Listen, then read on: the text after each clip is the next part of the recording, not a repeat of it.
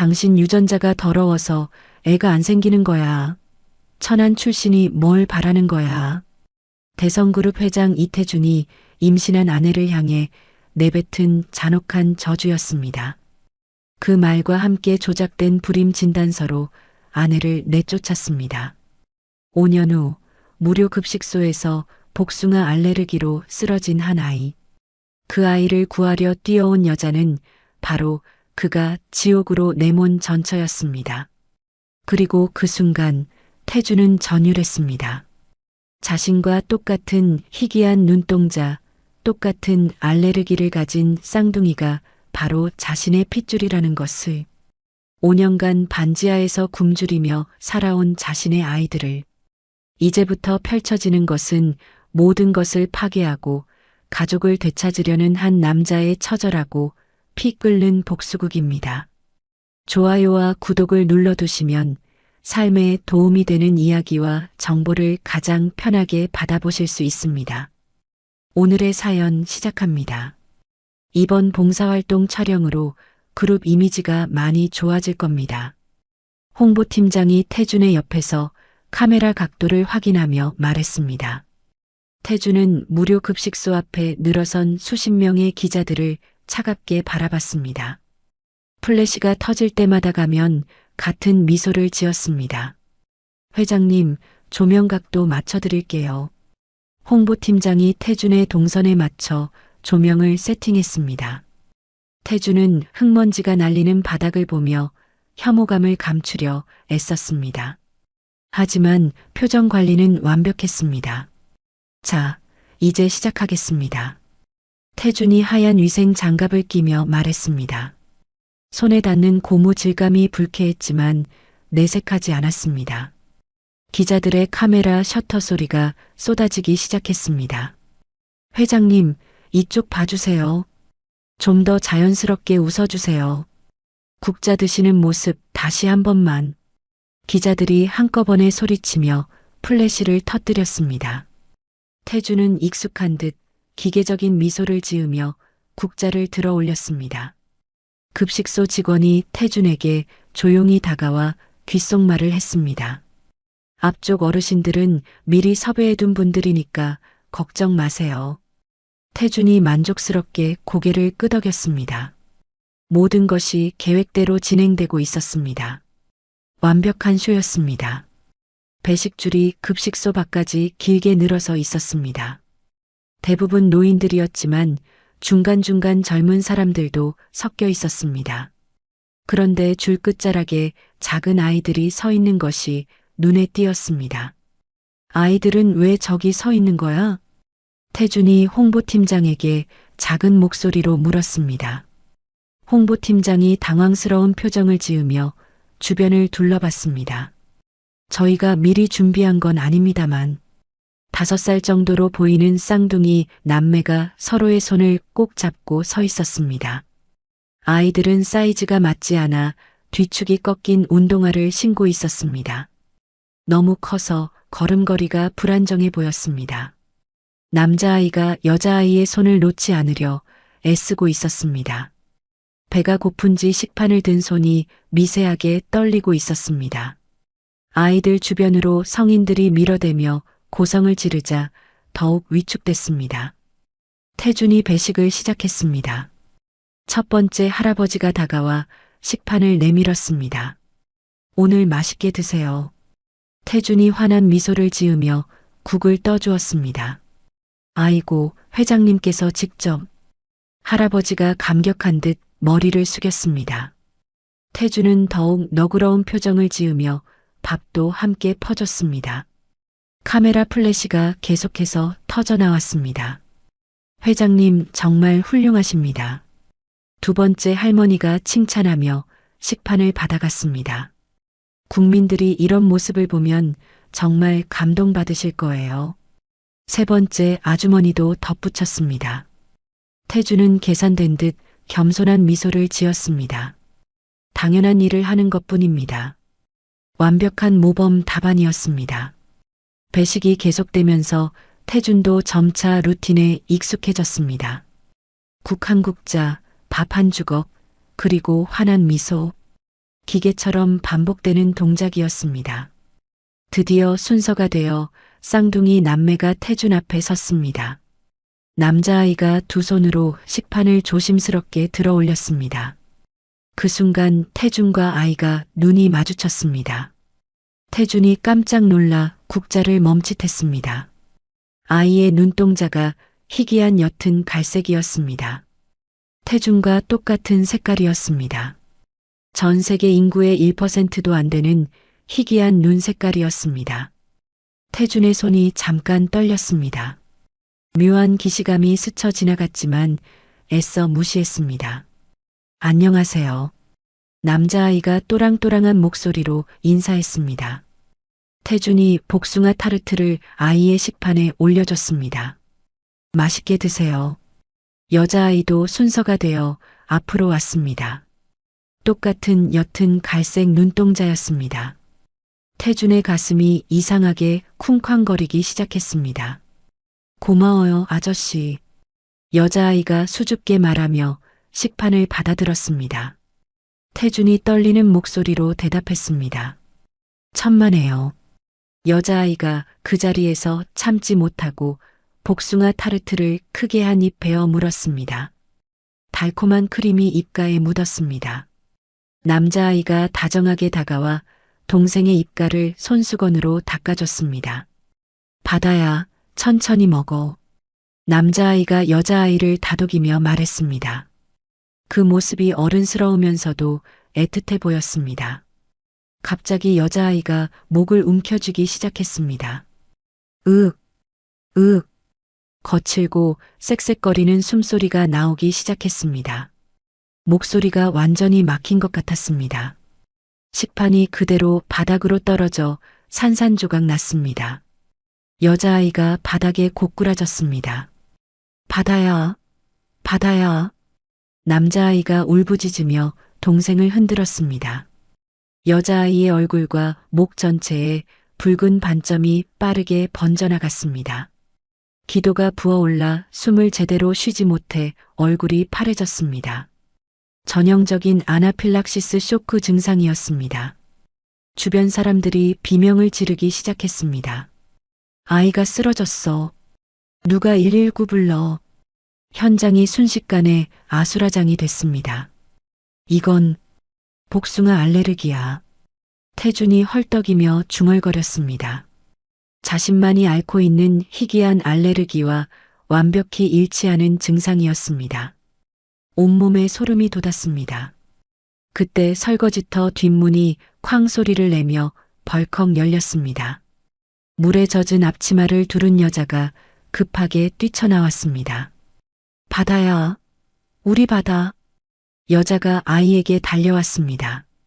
태준의 얼굴이 순식간에 하얗게 질렸습니다. 5년 전에 자신이 냉혹하게 버린 전처 한서윤이었습니다. 믿을 수 없는 현실이었습니다. 서윤이 태준을 거칠게 밀쳐내며 아이 곁으로 갔습니다. 비켜요. 지금 당장. 허리춤에 찬 파우치에서 에피네프린 자가 주사기를 재빨리 꺼냈습니다. 서윤의 손이 떨렸지만 익숙한 동작으로 아이의 허벅지에 주사를 꽂았습니다. 마치 수없이 반복해본 듯한 능숙함이었습니다. 괜찮아, 바다야. 엄마가 있어. 엄마가 왔어. 남자아이가 겁에 질려 태준의 바짓단을 꽉 잡았습니다. 아저씨, 우리 바다 살려주세요. 눈물을 뚝뚝 흘리며 애원하는 눈빛이었습니다. 제발요. 서윤이 아이를 안으며 고개를 들어 태준을 똑바로 바라봤습니다. 서윤의 눈에 공포와 경멸이 동시에 담겨 있었습니다. 5년 만에 마주하는 시선이었습니다. 당신이 여기 왜? 태준은 자신의 바지를 잡은 아이의 작은 손을 내려다봤습니다. 쓰러진 바다의 알레르기 반응을 다시 봤습니다. 서윤의 얼굴을 번갈아 봤습니다. 모든 퍼즐 조각이 딱딱 맞춰지는 느낌이었습니다. 희귀한 눈 색깔, 복숭아 알레르기, 서윤의 존재. 다리에서 힘이 완전히 빠졌습니다. 태준이 무릎을 꿇고 흙탕물 젖은 바닥에 주저앉았습니다. 아, 아, 목구멍에서 짐승 같은 신음이 터져 나왔습니다. 오열이 쏟아지기 시작했습니다. 기자들이 정신없이 플래시를 터뜨리며 몰려들었습니다. 하지만 태주는 아무것도 보이지 않았습니다. 들리지도 않았습니다. 오직 자신의 핏줄인 아이들만 보였습니다. 그날 밤 11시가 훌쩍 넘었습니다. 태주는 모든 공식 일정을 전면 취소했습니다. 평소 타던 검은색 세단 대신 비서실장 김 전무의 개인 차량에 몸을 맡겼습니다. 언론의 추적을 피하기 위해서였습니다. 회장님, 정말 직접 따라가시겠습니까? 김 전무가 백미러로 태준을 보며 조심스럽게 물었습니다. 태준은 창밖 어둠만 바라보며 차가운 목소리로 대답했습니다. 닥치고 운전만 해. 차량이 화려한 도심의 네온 사인들을 뒤로하고 어두운 외곽으로 향했습니다. 고층 빌딩들이 점점 사라지고 낡은 건물들이 나타나기 시작했습니다. 내비게이션조차 제대로 작동하지 않는 미개발 지역이었습니다. 길이 맞나요? 김 전무가 불안한 듯 물었습니다. 가파른 언덕길이 끝없이 이어지고 있었습니다. 가로등도 성긴 곳이라 시야가 제대로 확보되지 않았습니다. 저기 보입니다. 김 전무가 앞을 가리키며 말했습니다. 멀리서 서윤이 지친 기색으로 바다를 업고 걷고 있었습니다. 하늘이가 엄마의 옷자락을 꼭 잡은 채 비틀거리며 따라 걸었습니다. 태준이 차 문 손잡이를 잡고 당장 뛰어나가려 했습니다. 하지만 김 전무가 재빨리 말렸습니다. 지금 나가시면 안 됩니다. 도망칠 수 있어요. 김 전무의 말이 옳았습니다. 태준은 주먹을 꽉 쥐고 참을 수밖에 없었습니다. 손톱이 손바닥 살을 파고들어 피가 배어나기 시작했지만 느끼지 못했습니다. 서윤 일행이 도착한 곳은 참담한 모습의 반지하 단칸방이었습니다. 반쯤 무너진 담벼락의 의지에 겨우 서 있는 건물이었습니다. 현관문에는 빨간 딱지들이 덕지덕지 붙어 있었습니다. 월세 독촉장이군요. 김 전무가 쌍안경으로 확인하며 중얼거렸습니다. 체납 경고문도 여러 장 보입니다. 태주는 아무 말도 하지 않았습니다. 창살이 처지고 녹슨 반지하 창문 너머로 방 안이 훤히 보였습니다.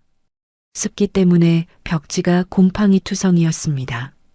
천장 곳곳에서 물이 새어 양동이들이 놓여 있었습니다. 서윤이 아이들을 침대에 눕히고 부엌으로 갔습니다. 냉장고를 열어봤지만 거의 텅 비어 있었습니다. 마지막 남은 라면 하나를 꺼내 끓이기 시작했습니다. 라면이 끓는 동안 서윤이 찬장을 뒤졌습니다. 김치통을 열어봤지만 거의 바닥이 보였습니다. 그래도 조금이라도 더 주려고 젓가락으로 긁어 모았습니다. 라면 하나를 세 그릇에 나누어 담았습니다. 면발이 몇 가닥씩밖에 들어가지 않았습니다. 국물도 거의 물이나 다름없이 연했습니다. 엄마, 맛있어요. 하늘이가 웃으며 젓가락질을 했습니다. 바다도 고개를 끄덕이며 국물을 조금씩 떠먹었습니다. 서윤은 거의 먹지 않고 아이들만 바라봤습니다. 자신의 목까지 아이들에게 더 주고 싶어 하는 모습이었습니다. 천천히 먹어. 배탈 날라. 갑자기 현관문을 거칠게 두드리는 소리가 들렸습니다. 한서윤 씨, 언제까지 월세 안 낼 거예요? 중년 여자의 고성이 골목에 울려 퍼졌습니다. 서윤이 황급히 밖으로 나갔습니다. 허리를 90도로 굽히며 사과했습니다. 정말 죄송합니다. 조금만 더 기다려주세요. 이번 주 안에 못 내면 당장 나가야 해요. 집주인이 버럭 소리쳤습니다. 애들 데리고 길거리에 나앉을 각오나 하세요. 제발이요. 다음 주에는 꼭. 서윤이 떨리는 목소리로 사정했습니다. 하지만 집주인은 들은 척도 안 했습니다. 태준의 손톱이 손바닥 깊숙이 파고들었습니다. 피가 더 많이 나기 시작했지만 전혀 느끼지 못했습니다. 지금 당장 뛰어나가고 싶었지만 꾹 참았습니다. 내일까지 안 내면 정말 쫓아낼 거예요. 집주인이 마지막 경고를 하고 돌아갔습니다. 서윤이 한참 동안 그 자리에 서 있었습니다. 서윤이 집으로 들어간 후 쓰레기 봉투를 밖에 내놨습니다. 어깨가 축 처진 뒷모습이 너무 초라해 보였습니다. 태준의 가슴이 조여오기 시작했습니다. 저걸 가져와. 태준이 김 전무에게 지시했습니다. 예, 쓰레기를요? 김 전무가 의외라는 듯 되물었습니다. 쓰레기 봉투 말이야. 빨리. 태준의 목소리가 낮고 차갑게 깔렸습니다. 김 전무가 조용히 차에서 내려 골목으로 향했습니다. 김 전무가 트렁크에서 라텍스 장갑을 꺼내 끼고 봉투를 열었습니다. 찢어진 병원 영수증들이 가장 먼저 나왔습니다. 약봉지들과 처방전도 여러 개 들어 있었습니다. 태준이 차 안에서 영수증들을 하나하나 꼼꼼히 확인했습니다. 대부분 소아과와 심장내과 진료비였습니다. 뒷면에 볼펜으로 꾹꾹 눌러 쓴 메모가 있었습니다. 바다 수술비 대출 불가. 하늘이 영양제 살 돈도 없음. 이번 달 생활비 15만 원. 서윤의 절망적인 상황이 그대로 드러났습니다. 약봉지의 처방전을 태준이 휴대폰으로 하나씩 검색했습니다. 영양제와 소화제, 그리고 심장약이 대부분이었습니다. 선천성 심장 판막 질환 치료약들이었습니다. 유전적 요인이 큰 병이군요. 김 전무가 검색 결과를 보며 조심스럽게 말했습니다. 태준의 머릿속에서 5년 전의 기억이 생생하게 되살아났습니다. 당신 유전자가 더러워서 애가 안 생기는 거야. 천안 출신이 뭘 바라는 거야. 자신이 서윤에게 독설처럼 던진 말들이 귓속에서 맴돌았습니다. 태준이 갑자기 차 문을 벌컥 열고 밖으로 뛰쳐나갔습니다. 골목 구석 전봇대를 붙잡고 격렬하게 구토를 했습니다. 위액이 목구멍으로 타오르며 넘어왔습니다. 회장님, 김 전무가 놀라서 뒤따라 나왔습니다. 손수건을 꺼내 태준에게 건네려 했습니다. 태준의 눈이 핏발로 물들어 있었습니다. 전봇대에 기댄 채 거칠게 숨을 몰아쉬었습니다. 5년 전 산부인과 기록을 다 뒤져. 지금 당장 박 원장 놈부터 시작해서. 태준이 떨리는 목소리로 명령했습니다. 그리고 조 여사 자금 흐름도 이 잡듯이 조사해. 김 전무가 즉시 휴대폰을 꺼내 여러 곳에 지시를 내리기 시작했습니다. 조사팀 총동원해서 오늘 밤 안에 모든 자료 확보하라고 하겠습니다. 증거가 하나라도 빠지면 다 죽은 줄 알라고 해. 태준은 다시 차에 올라타 창문 너머 반지하 집을 바라봤습니다. 그곳에 자신의 아이들이 있다는 사실이 믿어지지 않았습니다. 하지만 동시에 확신이 들었습니다. 밤이 깊어갔지만 태준은 눈을 감지 않았습니다. 자신의 핏줄인 아이들을 지키고 있다는 생각뿐이었습니다. 비록 멀리서나마 말입니다. 새벽 3시가 되어도 방 안 불이 꺼지지 않았습니다. 서윤이 아이들 곁에서 잠들지 못하고 있는 것 같았습니다. 태준의 마음도 더욱 무거워졌습니다. 새벽 4시가 되어서야 비로소 방 안 불이 꺼졌습니다. 태준은 여전히 차 안에 앉아 창문을 지켜보고 있었습니다. 손은 계속 떨리고 있었고 눈에서는 눈물이 마르지 않았습니다. 다음 날 아침 9시였습니다. 태준은 평소와 달리 수행원도 비서도 대동하지 않고 혼자 청담동으로 향했습니다. 5년 전 서윤에게 불임 판정을 내렸던 그 산부인과였습니다. 태준의 얼굴에는 지금까지 본 적 없는 살기가 서려 있었습니다. 병원 로비에 들어서자 간호사들이 웅성거렸습니다. 저분 대성그룹 회장님 아니에요? 왜 혼자 오셨을까요? 하지만 태준은 아무도 신경 쓰지 않았습니다. 죄송합니다. 예약이 없으시면 진료를 받으실 수. 접수 간호사가 태준을 막으려 했습니다. 태준이 간호사를 거칠게 밀치고 진료실 복도로 향했습니다. 잠깐만요. 안 됩니다. 태준이 박 원장 진료실 문을 발로 박차고 들어갔습니다. 진료를 받던 환자가 깜짝 놀라 일어섰습니다. 박 원장이 당황해서 뒤로 물러섰습니다.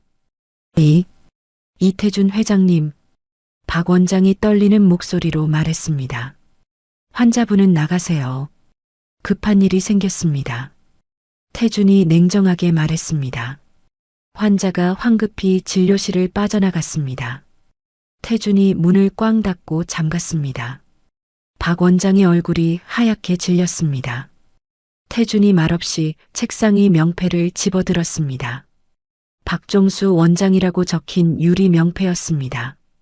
망설임 없이 유리창에 내리쳤습니다. 박 원장이 비명을 지르며 벽에 등을 댔습니다. 유리가 산산조각 나며 바닥에 흩어졌습니다. 왜 그러십니까? 이제 와서 시침이 떼려고? 태준이 서류 가방에서 두꺼운 봉투를 꺼냈습니다. 유전자 검사 결과지와 5년 전 조작된 진료 기록 사본을 박 원장 얼굴에 던졌습니다. 이걸 봐. 제대로 봐. 태준이 소리쳤습니다. 서류들이 바닥에 흩어졌습니다. 박 원장이 떨리는 손으로 서류를 집어들었습니다. 이게 어떻게... 박 원장이 서류를 보더니 얼굴이 더욱 하얗게 질렸습니다. 자신이 조작한 진료 기록이 고스란히 드러나 있었습니다. 태준이 수술용 메스를 집어들었습니다. 박 원장의 목에 차갑게 날을 갖다 댔습니다. 5년 전에 누가 시켰어? 말 안 할 거야?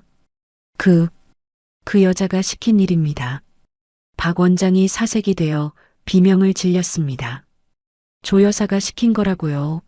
저는 그냥 시키는 대로 했을 뿐이에요. 돈을 얼마나 받았어? 태준이 메스날을 더 깊게 눌렀습니다. 박 원장의 목에서 살짝 피가 배어 나왔습니다. 3억? 3억 받았습니다. 박 원장이 울먹이며 실토했습니다. 아들 유학비가 필요해서 정말 죄송합니다. 박 원장이 떨리는 손으로 진료실 벽에 걸린 액자를 들어 올렸습니다. 뒤쪽에 숨겨진 작은 금고가 있었습니다. 손가락이 덜덜 떨리면서 번호를 눌렀습니다. 금고 문이 열리자 USB와 낡은 장부가 나왔습니다. 이게 다입니다. 박 원장이 물건들을 책상 위에 올려놓았습니다. 조 여사가 저를 버릴까봐 몰래 녹음해둔 거예요. 태준이 USB를 진료실 컴퓨터에 꽂았습니다. 파일을 실행하자 녹음된 음성이 흘러나왔습니다. 조 여사의 목소리가 선명하게 들렸습니다. 어차피 천안 출신이니까 불임으로 조작해서 내쫓으면 돼. 뱃속에 있는 건 쥐도 새도 모르게 지워버리고 그 여자가 임신한 걸 태준이가 알면 안 돼. 절대로. 조 여사의 차가우면서도 악독한 목소리였습니다. 태준이 분노로 인해 손에 쥔 메스날을 맨손으로 으스러뜨렸습니다. 날카로운 쇠붙이가 손바닥을 찍고 들어갔습니다. 피가 주르르 흘러내렸지만 아픔을 느끼지 못했습니다. 5년 동안 내가... 태준이 떨리는 목소리로 중얼거렸습니다. 자신이 얼마나 큰 죄를 지었는지 깨달았습니다. 지금 당장 해외로 떠나. 태준이 피 묻은 손으로 박 원장을 가리키며 말했습니다. 오늘 밤 비행기 타고 떠나지 않으면 가족들까지 무사하지 못할 거야. 박 원장이 벌벌 떨며 고개를 끄덕였습니다. 알겠습니다. 오늘 밤에 떠나겠습니다. 흔적도 남기지 말고 완전히 사라져. 태준이 증거물들을 챙겨 들고 진료실을 나왔습니다. 병원 복도를 걷는데 휴대폰이 울리기 시작했습니다. 조 여사의 전화였습니다. 태준이 잠시 멈춰서서 심호흡을 했습니다. 평정심을 되찾고 전화를 받았습니다. 네, 어머니. 어제 급식소 기사는 잘 막았으니까 신경 쓰지 마라. 조 여사의 목소리가 수화기 너머로 들렸습니다. 기자들한테는 단순한 응급 상황이라고 발표했어. 태준이 피 묻은 손으로 휴대폰을 꽉 쥐었습니다. 목소리를 최대한 평온하게 가라앉혔습니다. 네, 역시 어머니 덕분입니다. 앞으로도 조심해서 행동해야 한다. 그런 곳에는 가지 말아라.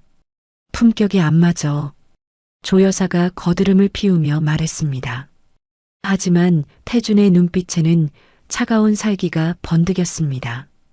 이제 알겠어. 네가 얼마나 더러운 년인지. 속으로 이를 갈며 생각했습니다.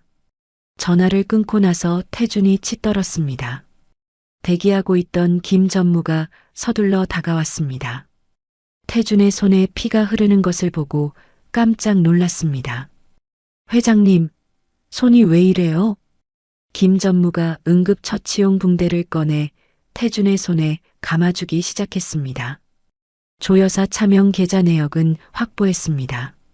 이복 동생 마약 투약 증거도 모두 준비됐고요. 김 전무가 서류 봉투를 건네며 보고했습니다. 하지만 더 급한 소식이 있습니다. 뭔데? 태준이 붕대 감은 손을 보며 차갑게 물었습니다. 조 여사가 흥신소를 통해 서윤 씨 거처를 찾고 있습니다. 태준의 얼굴이 다시 굳어졌습니다. 조 여사가 아이들의 존재를 알아채기 전에 선수를 쳐야 했습니다. 시간이 많지 않았습니다. 내가 직접 지킨다. 태준이 단호하게 말했습니다. 회장님이 직접요? 너무 위험하지 않습니까? 아이들한테 무슨 일이라도 생기면 난 정말로 미쳐버릴 거야. 태준의 목소리에 절실함이 배어 있었습니다. 내 핏줄이야. 내가 지켜야 해. 태준은 병원을 나서며 주먹을 꽉 쥐었습니다. 이제 진짜 전쟁이 시작됐다는 걸 느꼈습니다. 아이들과 서윤을 지키기 위해서라면 무엇이든 할 각오였습니다. 이틀 후 새벽 5시였습니다. 태준은 새벽 인력시장 근처로 차를 몰고 갔습니다. 거기서 낡고 때 묻은 작업복 한 벌을 샀습니다. 평생 입어본 적 없는 거친 천이었습니다. 미세먼지 마스크와 낡은 야구 모자로 얼굴을 완전히 가렸습니다. 거울 속 자신의 모습이 완전히 딴 사람 같았습니다. 대성그룹 회장의 모습은 전혀 찾아볼 수 없었습니다. 인력시장에서 오래된 트럭도 하나 구했습니다. 엔진 소리가 덜컹거렸지만 상관없었습니다. 오히려 더 자연스러운 변장이 될 것 같았습니다. 트럭을 몰고 서윤의 집이 있는 골목으로 향했습니다. 차 안에서 마지막으로 신분 확인을 했습니다. 가짜 신분증에는 김철수 구청 직원이라고 적혀 있었습니다. 서윤의 집 앞에 트럭을 세우고 공구함을 들고 내렸습니다. 손에 익지 않은 망치와 드라이버의 무게가 묵직했습니다. 심장이 두근거리기 시작했습니다. 현관문을 조심스럽게 두드렸습니다. 안에서 발소리가 들리더니 문이 조금 열렸습니다. 서윤이 경계심 가득한 표정으로 문틈으로 얼굴을 내밀었습니다. 누구세요? 서윤이 의심스러운 눈빛으로 태준을 훑어봤습니다. 태준이 목을 감싸며 쉰 목소리로 대답했습니다. 구청 주거복지 담당자입니다. 서윤이 태준의 체격과 분위기를 자세히 살펴봤습니다. 어디선가 본 듯한 기시감이 들었습니다. 특히 뒷목에 있는 작은 점이 낯익었습니다. 하지만 마스크와 모자 때문에 확신할 수는 없었습니다. 무슨 일로 오셨나요? 서윤이 여전히 경계를 늦추지 않으며 물었습니다. 집수리를 무료로 도와드리러 왔습니다. 태준이 공구함을 들어보이며 설명했습니다. 구청에서 시행하는 주거환경 개선 사업이에요. 서윤이 잠시 망설였습니다. 천장에서 계속 비가 새고 있어 급한 상황이었습니다. 하지만 수리비를 낼 돈이 전혀 없었습니다. 목감기에 걸려서 말을 잘 못해요. 태준이 목을 또 한 번 감싸며 덧붙였습니다. 그래서 말수가 적을 수 있습니다. 정말 무료인가요? 서윤이 조심스럽게 물었습니다. 태준이 고개를 끄덕이며 서류를 보여줬습니다. 서윤이 마지못해 문을 열어줬습니다. 들어오세요. 그런데 조용히 해주세요. 아이들이 아직 자고 있거든요. 태준이 조심스럽게 방 안으로 들어갔습니다. 방 안은 예상보다 훨씬 더 참담한 상태였습니다. 습기로 인해 곳곳이 곰팡이 투성이었습니다. 천장 여러 곳에서 물이 똑똑 떨어지고 있었습니다. 바닥에는 물을 받기 위한 양동이들이 놓여 있었습니다. 보일러도 완전히 고장난 상태였습니다. 침대에서 하늘과 바다가 나란히 자고 있었습니다. 얇은 담요 하나를 둘이 나눠 덮고 있었습니다. 태준의 가슴이 미어질 것 같았습니다. 태준이 눈물을 참으며 묵묵히 일을 시작했습니다. 먼저 곰팡이 핀 벽지를 뜯어내기 시작했습니다. 난생 처음 해보는 일이라 손이 금세 거칠어졌습니다. 벽지가 생각보다 잘 뜯어지지 않았습니다. 힘을 주다 보니 손에 상처가 나기 시작했습니다. 곧 손등에 멍도 들었습니다. 하늘이가 잠에서 깨어 태준을 발견했습니다. 처음에는 낯선 사람이 있어서 놀랐습니다. 하지만 곧 호기심 어린 눈으로 태준을 바라봤습니다. 아저씨, 뭐 하세요? 하늘이가 작은 목소리로 물었습니다. 태준이 하늘이를 바라보며 따뜻하게 미소 지었습니다. 하늘이가 태준의 공구함에 관심을 보였습니다. 조심스럽게 다가와서 망치를 가리켰습니다. 이거 뭐예요? 무거워 보여요. 태준이 떨리는 손으로 망치를 들어 올렸습니다. 하늘이의 작은 손에 망치 잡는 법을 천천히 가르쳐 줬습니다. 이렇게 잡으면 돼. 조심해야 해. 하늘이가 신기한 듯 망치를 만져봤습니다. 우와, 진짜 무거워요. 그 모습이 너무 사랑스러웠습니다. 서윤이 멀리서 이 광경을 지켜봤습니다. 태준이 하늘이의 머리를 쓰다듬는 손길이 자연스러웠습니다. 마치 원래부터 아빠였던 것처럼 익숙해 보였습니다. 정말 태준인가? 서윤이 속으로 의심하기 시작했습니다. 하지만 아직은 확신할 수 없었습니다. 태준은 몰래 집주인을 찾아가기로 했습니다. 점심시간에 잠시 나간다며 서윤에게 말했습니다. 집주인을 만나 거액의 현금 봉투를 건넸습니다. 이게 뭐예요? 집주인이 봉투를 열어보고 놀랐습니다. 밀린 월세와 향후 10년치 임대료가 들어 있었습니다. 조건이 있습니다. 태준이 단호하게 말했습니다. 제가 누구인지 절대 말하지 마세요. 집주인이 거액의 현금을 보고 눈이 휘둥그레졌습니다. 이렇게 많은 돈을 혹시 무슨 문제라도 그냥 조용히 하시면 됩니다. 며칠 동안 수리가 계속됐습니다. 태준은 아이들의 신발 사이즈를 몰래 눈으로 재어봤습니다. 발가락이 신발 끝에 닿아 있는 것을 확인했습니다. 다음 날 새벽 일찍 현관에 새 운동화 2켤레를 두고 갔습니다. 하늘이와 바다 사이즈에 정확히 맞는 예쁜 신발이었습니다. 아이들이 좋아할 만한 밝은 색깔이었습니다. 엄마, 새 신발이 있어요. 바다가 신발을 발견하고 깡충깡충 뛰었습니다. 새 신발이 발에 딱 맞았습니다. 바다가 기뻐하며 태준에게 달려와 안겼습니다. 고마워요, 아저씨.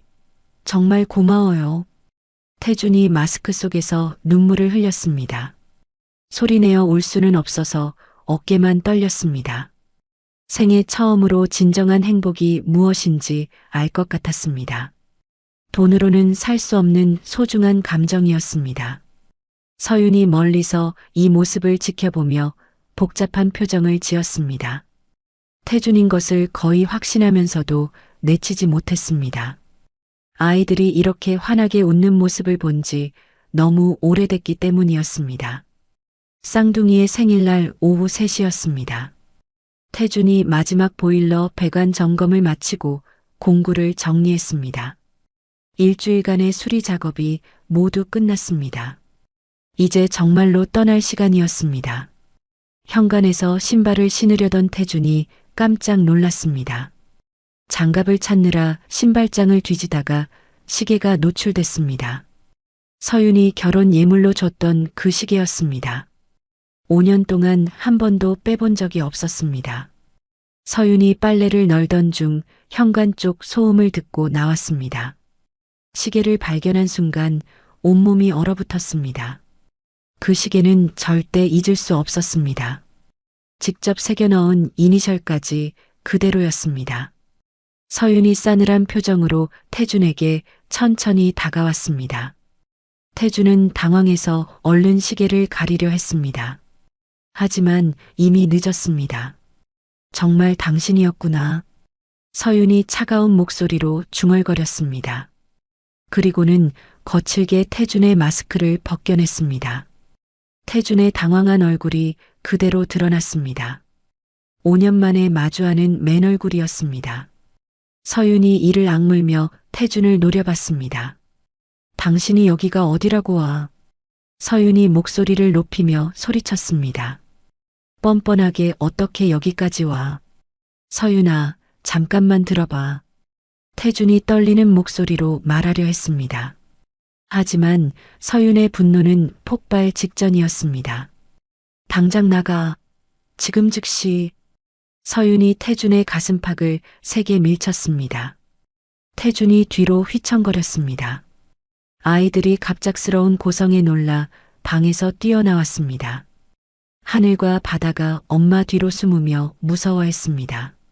엄마, 왜 소리 질러요? 무서워요. 하늘이가 눈물을 흘리며 엄마에게 매달렸습니다. 바다도 따라서 울기 시작했습니다. 갑작스러운 상황에 아이들은 당황스러워했습니다. 태준이 차가운 시멘트 바닥에 무릎을 꿇고 앉았습니다. 두 손을 바닥에 대고 고개를 깊이 숙였습니다. 제발 한 번만 용서해줘. 5년 동안 얼마나 힘들었는지 알아? 서윤이 목이 메인 목소리로 소리쳤습니다. 당신이 뭘 안다고 이제 와서. 태준의 목소리가 간절함으로 떨렸습니다. 오늘 하루만이라도 아빠 노릇을 하게 해줘. 애들 생일인데. 제발. 하늘이가 엄마와 아저씨 사이의 긴장감을 느꼈습니다. 엄마, 아저씨가 나쁜 사람이에요? 순진한 질문이 서윤의 가슴을 찔렀습니다. 바다가 서윤의 다리에 꼭 매달렸습니다. 엄마, 아저씨가 놀이공원 데려간다고 했어요. 약속했는데. 하늘이도 함께 매달리며 애원했습니다. 제발요, 엄마. 생일이잖아요. 아이들의 간절한 모습에 서윤의 마음이 흔들렸습니다. 서윤이 입술을 깨물며 한참 갈등했습니다. 아이들이 이렇게 기대하고 있는데 어떻게 해야 할지 몰랐습니다.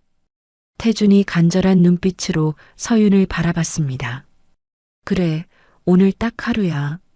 서윤이 마침내 차갑게 가라앉은 목소리로 말했습니다. 하지만 조건이 있어. 태준이 고개를 들어 서윤을 바라봤습니다. 희망의 빛이 눈에 스쳤습니다. 무슨 조건이든 다 들어줄게. 오늘이 지나면 다시는 우리 앞에 나타나지 마. 서윤의 목소리에 단호함이 담겨 있었습니다. 죽은 사람으로 살아. 영원히. 태준이 가슴이 찢어지는 듯 했지만 고개를 끄덕였습니다. 그것만으로도 감사했습니다. 아이들과 함께할 수 있는 마지막 기회였습니다. 태준은 조 여사의 감시를 피하기 위해 특별한 조치를 취했습니다. 폐장 시간이 임박한 외곽 놀이공원을 통째로 대관했습니다. 사람들의 눈에 띄지 않는 안전한 장소였습니다. 오후 5시 놀이공원에 도착했습니다. 텅 빈 놀이공원에 화려한 조명만 켜져 있었습니다. 마치 4사람만을 위한 특별한 공간 같았습니다. 태준은 아이들을 위해 토끼 머리띠를 썼습니다. 어색했지만 아이들이 웃어주는 것만으로 충분했습니다. 땀을 뻘뻘 흘리며 최선을 다해 놀아줬습니다. 아빠, 저거 타고 싶어. 바다가 회전 목마를 보며 손뼉쳤습니다. 아빠라는 호칭에 태준의 가슴이 벅차올랐습니다. 태준이 바다를 조심스럽게 말 위에 올려줬습니다. 하늘이도 연말에 올라탔습니다. 음악이 흐르며 회전목마가 돌기 시작했습니다. 서유는 처음에 팔짱을 낀 채 거리를 두고 걸었습니다. 하지만 태준 등에서 떨어지지 않는 아이들을 보며 점차 마음이 풀렸습니다. 아이들이 이렇게 신나게 웃는 모습을 본 지 정말 오래됐습니다. 대관람차에 4사람이 함께 올라갔습니다. 서서히 올라가는 관람차 안에서 도시의 야경이 펼쳐졌습니다. 아이들이 창밖을 보며 감탄했습니다. 우와, 불빛이 이렇게 많아. 하늘이가 유리창에 코를 대고 소리쳤습니다. 바다도 신이 나서 이곳저곳을 가리켰습니다. 태준이 서윤에게 두꺼운 통장과 서류 봉투를 조심스럽게 내밀었습니다.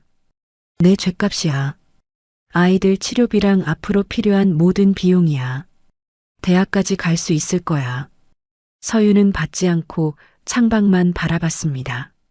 돈이 문제가 아니야. 돈으로 해결될 일이 아니라고. 태준이 더 간절하게 말했습니다. 그럼 뭘 해야 해? 뭘 하면 될까? 내가 할 수 있는 건 뭐든지 할게. 화려한 불꽃놀이가 하늘에서 터지기 시작했습니다. 하늘과 바다가 손뼉을 치며 환호했습니다. 엄마, 아빠, 저것 봐요. 서윤이 태준을 바라보며 조용히 말했습니다. 당신이 진심으로 미안하다면 돈이 아니라 우리가 잊고 살 수 있게 해줘. 그게 진짜 사랑이야. 태준이 가슴이 찢어지는 듯 했지만 서윤의 뜻을 이해했습니다. 알겠어. 그렇게 할게. 고개를 깊이 숙였습니다. 놀이공원에서의 마지막 순간이었습니다. 즉석 사진기 부스에 4사람이 들어갔습니다. 이것이 마지막 가족 사진이 될 것을 모두 직감했습니다. 그래도 가장 환한 미소를 지으려 애썼습니다. 플래시가 여러 번 터지고 사진들이 나왔습니다. 하늘과 바다가 사진을 보며 기뻐했습니다. 집으로 돌아와 잠든 아이들을 침대에 눕혔습니다. 태준이 담요를 덮어주며 아이들의 얼굴을 오래 바라봤습니다. 마지막 순간이라는 생각에 발걸음이 떨어지지 않았습니다. 현관을 나서려던 태준을 서윤이 잠시 불러 세웠습니다. 잠깐. 서윤이 머뭇거리며 말했습니다. 고마웠어, 오늘. 서윤이 작고 떨리는 목소리로 속삭였습니다. 그리고는 조용히 문을 닫았습니다. 태준이 닫힌 철문 밖에서 한참을 서성였습니다. 발걸음이 도무지 떨어지지 않았습니다. 마침내 발길을 돌려 골목을 천천히 나섰습니다. 골목 어귀 어둠 속에서 누군가가 카메라 셔터를 연달아 눌렀습니다. 태준의 뒷모습이 선명하게 렌즈에 담겼습니다. 하지만 태준은 전혀 알지 못했습니다. 다음 날 오후 2시였습니다. 조 여사는 흥신소 직원이 급히 가져온 사진들을 받아보고 있었습니다. 놀이공원에서 태준이 아이들과 함께 있는 모습이 선명하게 찍혀 있었습니다. 서윤의 집에서 나오는 태준의 뒷모습도 여러 장 있었습니다. 이 배신한 놈이. 조 여사가 찻잔을 벽에 힘껏 던져 박살냈습니다. 도자기 파편들이 사방으로 흩어졌습니다. 하녀가 깜짝 놀라 방으로 뛰어왔습니다. 조 여사의 얼굴이 분노로 일그러졌습니다. 유산상 속의 유일한 걸림돌인 쌍둥이가 살아있었습니다. 그것도 태준이 5년 동안 숨겨두고 있었던 것입니다. 마님, 괜찮으세요? 하녀가 조심스럽게 물었습니다. 나가, 당장 나가. 조 여사가 버럭 소리쳤습니다. 조 여사가 서랍에서 특수 전화기를 꺼냈습니다. 해결사 독사에게만 연결되는 비상 연락망이었습니다. 벨이 2번 울리자 거친 남자 목소리가 들렸습니다. 무슨 일입니까? 독사의 목소리에는 냉기가 서려 있었습니다. 조 여사가 이를 갈며 명령했습니다. 오늘 밤 안으로 처리해. 대상이 누구입니까? 한서윤이란 여자와 쌍둥이 애들. 조 여사의 목소리가 악독하게 변했습니다. 아이들도요? 독사가 확인차 물었습니다. 당연하지. 씨를 말려야 해. 흔적도 남기지 말고. 그때 태주는 이사회 준비 때문에 바쁜 상황이었습니다. 중요한 회의라 휴대폰을 비서에게 맡겨두었습니다. 외부와의 연락을 일체 차단한 상태였습니다. 오후 4시 서윤의 집 앞 골목이 조용했습니다. 갑자기 검은색 승합차 2대가 나타났습니다. 차에서 독사와 건장한 사내 5명이 내렸습니다. 독사가 전자장비로 도어락을 순식간에 해제했습니다. 문이 열리자 사내들이 일제히 집 안으로 들이닥쳤습니다. 누구세요? 왜 이래요? 서윤이 설거지를 하다가 깜짝 놀라 뒤를 돌아봤습니다. 프라이팬을 집어들고 필사적으로 저항하려 했습니다. 나가세요. 당장 나가. 하지만 독사의 무자비한 폭력 앞에서는 무력했습니다. 독사가 서윤의 손목을 비틀어 프라이팬을 떨어뜨렸습니다. 집안 살림이 요란한 소리와 함께 박살나기 시작했습니다. 엄마, 엄마. 하늘과 바다가 방에서 뛰어나와 공포에 질려 비명을 질렀습니다. 서윤이 아이들을 보호하려 몸을 던졌습니다. 독사가 서윤의 머리를 둔기로 가격했습니다. 서윤이 피를 흘리며 바닥으로 쓰러졌습니다. 엄마, 엄마가 피를 흘려. 아이들을 데려가. 독사가 부하들에게 차가운 명령을 내렸습니다. 사내들이 울부짖는 하늘과 바다를 강제로 끌고 갔습니다. 엄마, 엄마. 아이들의 절규가 골목에 메아리 쳤습니다. 바다의 신발 한 짝이 현관 계단에 떨어졌습니다. 서윤이 비틀거리며 일어나 맨발로 승합차를 뒤쫓았습니다. 내 아이들을 돌려줘. 목이 터져라 소리쳤지만 차는 이미 멀어지고 있었습니다. 극심한 스트레스와 뇌진탕 후유증이 동시에 몰려왔습니다. 서윤이 갑자기 가슴을 움켜쥐며 주저앉았습니다. 심장 발작 증상이었습니다.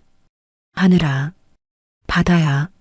서윤이 차가운 아스팔트 위에 쓰러지며 아이들의 이름을 불렀습니다. 의식을 잃어가면서도 아이들 걱정뿐이었습니다. 지나가던 이웃 주민이 쓰러진 서윤을 발견했습니다. 급히 119에 신고했습니다. 여기 사람이 쓰러졌어요. 빨리 와주세요.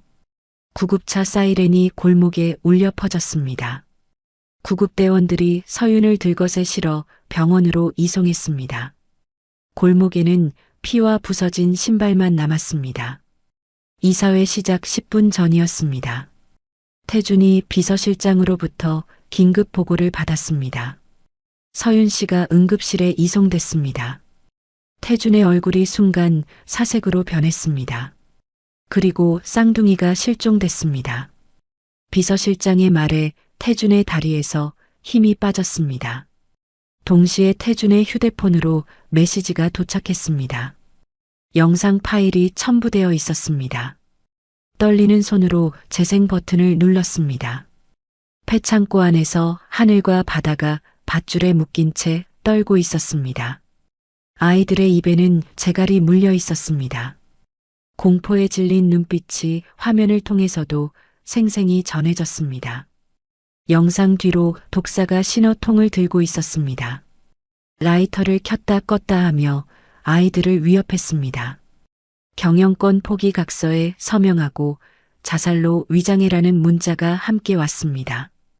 태준이 이사회장 문고리를 부술 듯이 움켜쥐었습니다. 서윤이 있는 병원과 아이들이 있는 지옥 사이에서 선택해야 했습니다. 하지만 고민할 시간이 없었습니다. 최고의 의료진을 총동원해서 서윤을 살려내. 태준이 비서실장에게 다급하게 지시했습니다. 못 살리면 그 병원도 없애버린다고 전해. 태준이 넥타이를 거칠게 풀어 던졌습니다. 양복 재킷 안주머니에서 호신용 접이식 3단봉을 꺼냈습니다. 눈빛이 더 이상 이성적인 기업인이 아닌 새끼 잃은 짐승으로 변했습니다. 차 즉시 대기시켜. 태준이 주차장으로 성큼성큼 걸으며 말했습니다. 오늘 내 앞을 막는 놈은 뭐든지 다 밀어버린다. 오후 4시 대성그룹 긴급 이사회장이었습니다. 태준이 헝클어진 머리와 흑투성이 구두 차림으로 회의장 문을 벌컥 열고 들어섰습니다. 이사들이 그의 기괴한 모습을 보고 술렁거렸습니다. 평소의 단정한 모습과는 완전히 달랐습니다. 회장님, 무슨 일이십니까?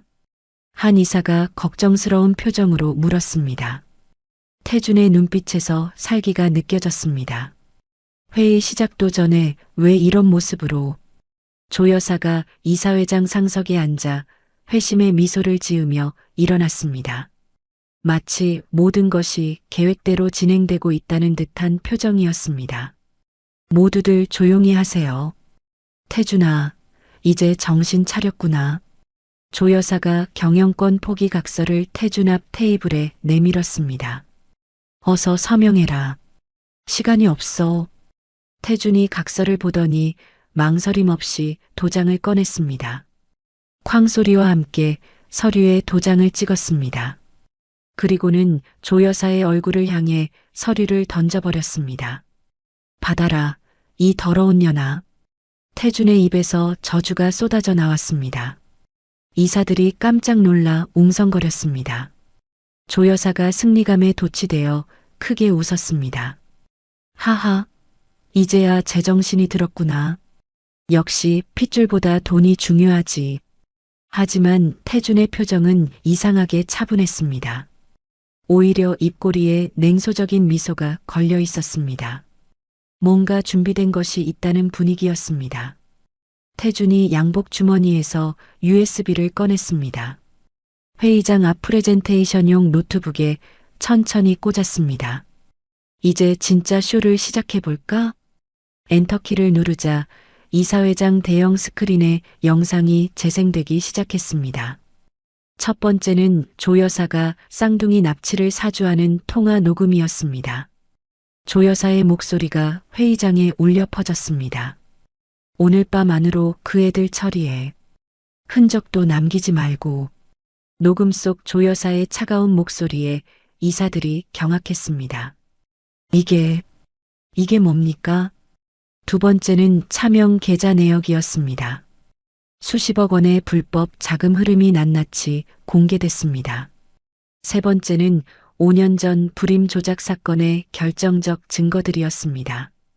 조 여사의 얼굴이 하얗게 질렸습니다. 이게 어떻게? 다리에서 힘이 빠져 의자에 주저앉았습니다. 동시에 태준의 휴대폰이 울렸습니다. 미리 예약해둔 방송국 속보였습니다. 대성그룹 안주인의 청부 납치 및 살인 미수 사건 뉴스가 전국에 송출되기 시작했습니다. 지금 전국 방송이 나가고 있어. 태준이 차가운 미소를 지으며 말했습니다. 네가 얼마나 더러운 년인지 온 국민이 다 알게 될 거야. 경호원들, 어디 있어? 조 여사가 패닉 상태가 되어 경호원을 불렀습니다. 하지만 아무도 나타나지 않았습니다. 찾지 마. 이미 다 해고했어. 태준이 냉정하게 말했습니다. 내 편은 이제 아무도 없어. 태준이 회의실 한쪽 벽에서 비상용 쇠파이프 하나를 뽑아들었습니다. 이제 내 차례야.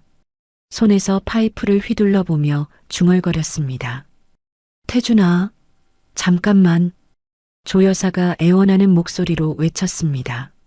하지만 태준은 뒤돌아보지도 않고 회의장을 나갔습니다. 지하 주차장에서 태준이 빨간 스포츠카에 올라탔습니다. 엔진을 최대로 가동시키며 과속으로 질주하기 시작했습니다. 과속 단속 카메라들을 무시하며 인천 방향으로 향했습니다. GPS 추적기에 찍힌 위치는 인천의 한 폐양만 창고였습니다. 30분 만에 창고 앞에 도착했습니다. 입구에서 조무래기 서너 명이 지키고 있었습니다. 태준이 차로 그들을 들이받으며 진입했습니다. 우리 애들 어디 있어? 차에서 뛰어내리며 쇠파이프를 휘둘렀습니다. 창고 안에서 수십 명의 깡패들이 강목과 쇠파이프를 들고 에워쌌습니다. 하지만 태주는 갈비뼈가 부러지는 고통도 무시하고 앞으로 나아갔습니다. 오직 컨테이너 안아이들만 생각했습니다. 아빠, 멀리서 하늘이의 목소리가 들렸습니다. 태준이 그 방향으로 미친 듯이 달려갔습니다. 해결사 독사가 컨테이너 앞에서 칼을 꺼내 아이들의 목을 겨눴습니다. 한 발짝만 더 오면 이 애들 목을 친다. 하늘과 바다가 눈물범벅이 되어 떨고 있었습니다. 태준이 자신의 왼쪽 팔을 독사의 칼날 앞에 내밀었습니다. 칼이 깊숙이 파고들어 피가 흘러내렸습니다. 하지만 그 틈에 오른손으로 독사의 명치를 강타했습니다. 독사가 칼을 놓치며 뒤로 넘어졌습니다. 태준이 피투성이가 된 채 아이들의 밧줄을 풀어줬습니다. 아빠가 왔어. 이제 괜찮아. 아빠, 아빠. 하늘과 바다가 태준에게 매달리며 울었습니다. 태준이 온몸으로 아이들을 감싸 안았습니다. 독사가 다시 일어나 태준의 등 뒤로 다가왔습니다. 그 순간 사이렌 소리와 함께 경찰 특공대가 창고 지붕을 뚫고 들어왔습니다. 레페를 타고 내려온 특공대원들이 현장을 순식간에 장악했습니다. 태준이 피범벅이 된 채 아이들을 양팔에 안고 창고 밖으로 비틀거리며 걸어 나왔습니다. 몰려든 기자들 앞에서도 아이들을 놓지 않았습니다. 구급대원들이 아이들을 넘겨받으려 했지만 태준은 선뜻 놓으려 하지 않았습니다.